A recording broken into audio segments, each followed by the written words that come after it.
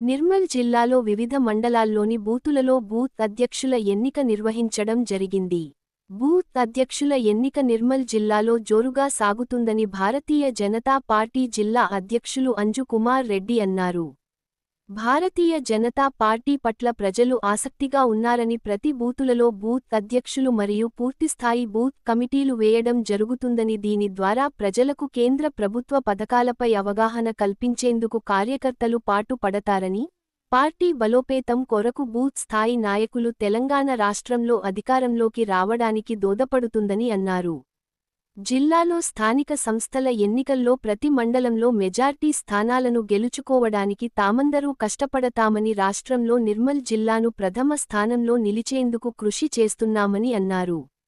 ఈ బూత్ ఎన్నికల అనంతరం మండల ఎన్నిక, మరియు జిల్లా అధ్యక్ష ఎన్నిక, రాష్ట్ర అధ్యక్ష నియామకం జరుగుతుందని అన్నారు.